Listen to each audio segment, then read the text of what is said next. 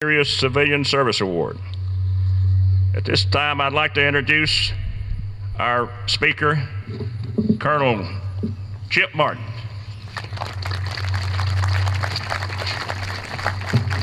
Danny just told me to stand up here and say, and in conclusion, we could have read that for the bricks, I think, couldn't we? What a beautiful day, and I really thank everybody for coming, particularly my dad, who's over here someplace, and my he's over there, I guess, and Leah, who's on this side. They represent so much to me, and they mean so much to me. And Dad, being a member of the Army's 12th Original Ranger Company, is a pretty significant part of the Fort Mill community as well. One person we're missing today is my mom. We lost her a couple months ago. She loved this kind of stuff. The last time I did one of these things, they brought her in about 5 years ago and sat her down, and I leaned down to kiss her and tell her hello, and my cheek hit her glasses, and I said, "Mama, I'm sorry, I think I fogged up your glasses." And she looked at me and said, "That's okay, honey, my glasses have been fogged up in a long time." So she would have really been special today. I'm humbled to be here. Mr. Mayor, members of the Town Council, commanders of the VFW and the American Legion, friends, fellow veterans of all the services, and perhaps most importantly today, our members of the Fort Mill Middle School, the Yellow Jackets. So let's go ahead and let's hear it. I know you want to holler one time. There you go. If you think 36 years of service, including leading paratroopers into foreign countries, is intimidating, try showing up in front of your father, your wife, your hometown role models, your civic leaders, and now school teachers on top of that to speak on Veterans Day. Now that's intimidating to me, so I hope I do okay for you. Thank you all so much for coming, and teachers, when you take the youngsters back to the school, you can probably use me as an example of poor subject and verb agreement or something like that before this is over, so you'll get more out of this than just a talk. Look around you here today in Fort Mill and you'll see why so many people seek out this community. Danny, a sound tenet of leadership, and I can't see you over there too good, is that most units and businesses and teams reflect the personality of their leadership. And it's clear that Fort Mill reflects your optimism, your vision, and your caring attitude, and it truly is all about relationships, isn't it? Commander Neal read a list of awards today that probably took up way too much time, so I'll try to get through this. I'll wear one of those today. As a matter of fact, Leah's wearing the spouse counterpart of the Order of St. Maurice, and I wear it today as a personal tribute to my fellow infantrymen and all veterans in the crowd with me today. Please indulge me, because St. Maurice, as the patron saint of the infantry, embodies all of those qualities of the true veteran that we see every day. It's awarded by the National Infantry Association and the U.S. Army's Chief of Infantry. St. Maurice was a primicerius of the Theban Legion, and in 287 AD, that legion marched in service to the Roman Empire, fighting against a revolt down in the Gauls. His men were composed entirely of Christians. They were recruited from the Upper Egypt near the Valley of the Kings. The legion marched to the Mediterranean Sea. They were ferried across the sea. They traveled across Italy to an area into Switzerland. Serving under Augustus Maximian Hercules, Maurice was ordered upon his arrival to have his legionnaires offer pagan sacrifices before they went into battle. The Theban Legion refused to participate and also refused to kill innocent civilians in the conduct of their duty. And they then in turn withdrew to a town near Aguanum. This enraged Maximian, the leader, and he ordered every 10th man killed in the Legion, yet they still refused. A second time, the general ordered Maurice's men to participate, and again they refused. Maurice declared his earnest desire to Maximian to obey every order that was lawful under the eyes of God. "We have seen our comrades killed," came his reply, "and rather than sorrow, we rejoice at the honor that's been done to them." At this, Maximian ordered the butchery of the Theban Legion and the martyrdom of St. Maurice. So you'll understand why I wear that medal today, because I do, and I think you'll agree with me now, understand that St. Maurice really is the ultimate veteran. Please bear with me as I wander through this special Veterans Day. The beloved Andy Rooney that we just recently lost once said, "If my mind didn't wander, it wouldn't go anywhere at all." And that's pretty much about how I am. I'll also give you fair warning this morning that I'm an emotional beast tied very strongly, as you've heard, to this profession of arms, and naturally to Veterans Day in respect. So if I stumble or my voice cracks, I'm going to ask your forgiveness early on. And Danny, that's another reason you get the benefit of speaking in front of your hometown crowd, so you can lose your military bearing in the process. War, as we all know, is civilization at its worst. And a veteran is someone who at one point in their life writes a blank check payable to the United States of America and for an amount up to and including their life. That is beyond honor, and there are too many people in this country who no longer remember that fact or respect it. Service members who died in battle did not give their lives. Those lives were taken. So today we're here to honor our living veterans as well. Something to think about as you go home today and as you go back to class. Do me a favor, do all of us a favor, and remember, don't think about the veteran today any more than you would on any other day during the year. He or she should get the same thoughts from you. If you Google the term national debt, you'll come back with about 3 million hits. Most of those are all bringing up issues more than 2 centuries of federal debt, but they don't mention the biggest debt that we owe, which is the nation's debt to all of our veterans. Marine Sergeant Dakota Meyer is one who America owes an enormous debt. Sergeant Meyer drove a Humvee into an Afghanistan valley into hostile fire. Outgunned and outnumbered, he and Staff Sergeant Juan Rodriguez Chavez made multiple trips into that kill zone, all the while inflicting heavy casualties from the turret-mounted weapon on his Humvee.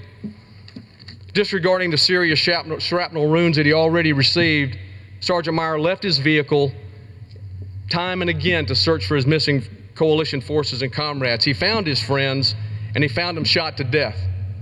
But with the assistance of an Army captain by the name of Will Swenson, Sergeant Meyer carried their bodies and their gear away from that awful site and that village. As he received his Medal of Honor from the President, Sergeant Meyer requested that his fallen colleagues be remembered. So today we remember Mike Johnson. We remember Ed Johnson. We remember Aaron Kenneflick. We remember James Layton, and we remember Kenneth Westbrook. We all salute you today. Sergeant Meyer didn't leave you behind, and as a nation, we must never forget the sacrifice that you made. Today, on this beautiful, beautiful day, we also honor more than 1 million American women who have given their lives for their country since our nation's founding. 1 million. Our debt to these citizens can never be repaid, but our gratitude and respect must last forever. For many veterans, our nation was important enough to endure long separation from their families, missing the births of children, freezing to death in sub-zero temperatures, or burning up in a jungle or on a desert someplace. And in all too many cases, they lost their lives. I got another thing to add to this veteran thing too, and it's the fact that being a military spouse isn't for sissies. You can ask Lee about that later, but I will tell you from firsthand experience, after 30 years, what they do is unbelievable. Essentially, what the Army gets, or what any service gets, is 2 for the price of 1. So that's what they do every day. They endure career interruptions, frequent changes of address, and more than their fair share of parental duties. The children also have to endure separation, loss of friendships, multiple school changes, and whether or not their mom or dad will ever walk back in the door after several combat deployments. The American Legion's national commander recently told Congress that it's not in the nature of American warriors to complain. Warriors endure, warriors make do with less, warriors finish the job no matter how hard and no matter what's asked. Warriors need advocates, and that's why you're here today, and that's why organizations like the American Legion and VFW are here to serve veterans, their families, and your communities as well. Veterans need each other, but more importantly, our country needs our veterans. You can't fight a war without veterans, and while the utopian idea of a society without war is very appealing, let's not forget that wars have liberated slaves, stopped genocide, and toppled terrorists. Stephen Ambrose said that America's wars have been like rungs in a ladder by which it rose to greatness. No other country has triumphed so long, so consistently, or on such a vast scale through force of arms. The American Legion and VFW show their support for America's heroes through actions such as the Family Support Network, the Legacy Scholarship Fund, Operation Comfort Warriors.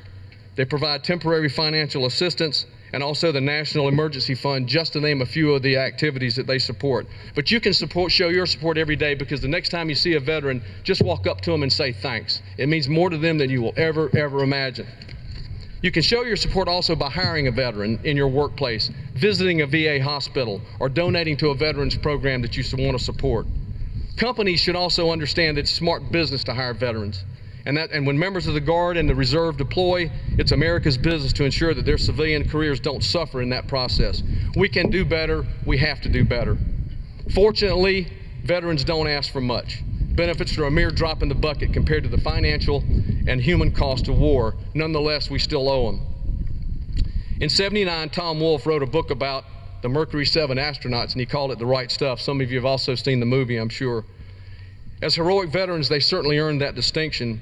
But folks, I wouldn't limit that title to that group alone. Anyone who's honorably worn a United States military service uniform has the right stuff. There you go, it's okay. Historians say that General Dwight Eisenhower was prouder of being a soldier than he was of being the president. And while few veterans ever reach that lofty rank of general, pride in one's own military service is a bond shared by nearly all who have served. And I see all the hats out here. This pride is on display on every obituary page in the country where military service, regardless of how many decades have passed and subsequent achievements reached, is mentioned with the death notice of nearly every deceased veteran.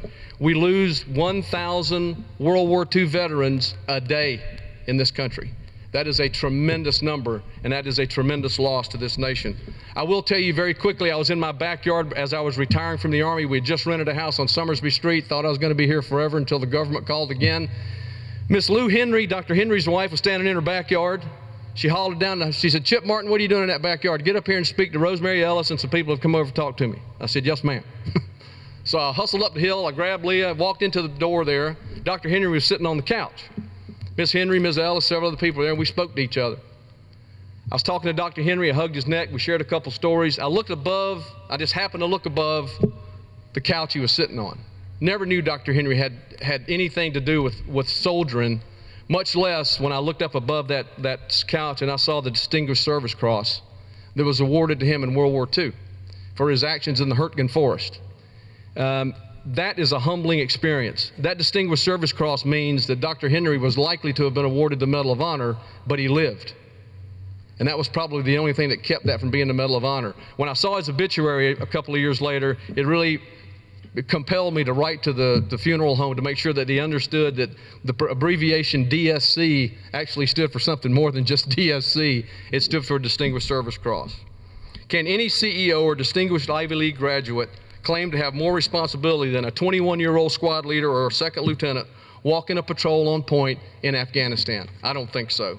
And while they've been successful in business, nothing can replace the actions that they took in combat to assist a comrade during any kind of operation they were involved in. It means so much to them. I'm sure it means all to these folks out here in the audience as well. Fewer than 10% of Americans can claim to be a veteran. In 1789, George Washington said this: "The willingness with which our young people are likely to serve in any war, no matter how justified, shall be directly proportional as to how they perceive the veterans of earlier wars were treated and appreciated by their country." We must ask ourselves as a nation, are we serving our veterans even half as well as they have served us? As we honor our 23 million living veterans from the greatest generation to the latest generation, let's not forget this debt that's owed. No government commission or single dollar amount can adequately repay what has been given to all of us throughout our nation's history. Through their blood, service, and sacrifice, veterans have given us freedom, security, and the greatest nation on earth. It is impossible to put a price on that. We must remember them. We must appreciate them. God bless you all for being here. It says something about who you are as a community. It says something about who you are as students and teachers, and it says something to you about who you are as veterans. Thank you for asking me to come. This is a humbling experience and an honor for me. God bless our veterans. Happy Veterans Day. God bless America. Thank you all. I really appreciate it.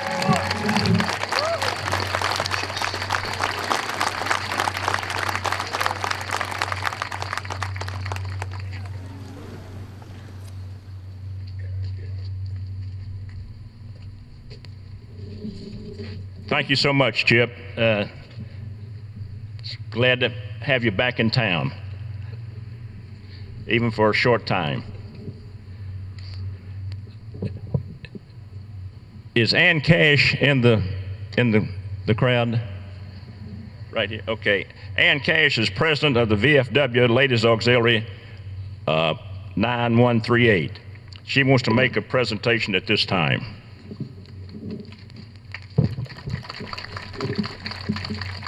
Thank you, Commander. The VFW Ladies Auxiliary 9138 does essays for Patriot Pen every year. We give the 8th grade young people a topic to write an essay on. This year is Why I'm Proud of My Country, and we had over 200 participants. And we have the checks this morning that we would like to give to our winners. Could I ask Catherine Michelle Berry to come forward?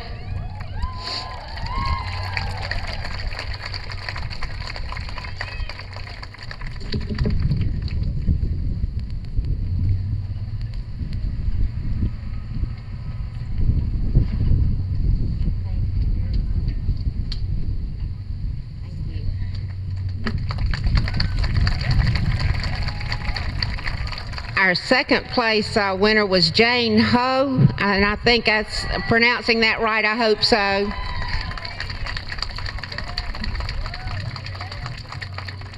Did I pronounce your name right? No, but it's okay. I'm sorry. How do you pronounce it? Thank you. And our third place winner was Julia Liberty.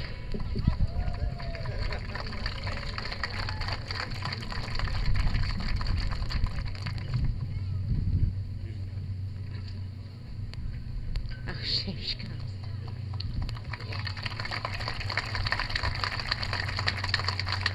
Thank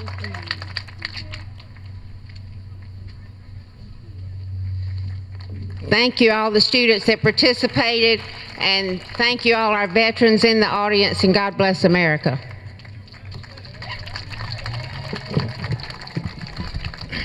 Thank you very much, Ann. Seeing the group of students out there with flags,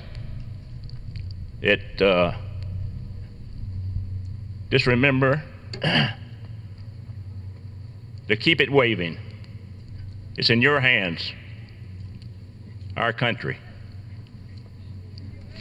Again, I'd like to thank Colonel Chip for those words, and come back to see us, Chip, wherever you are. Thank you so much. This concludes the Veterans Day celebration. Thank you again so much for being here. And again, thank you. God bless America.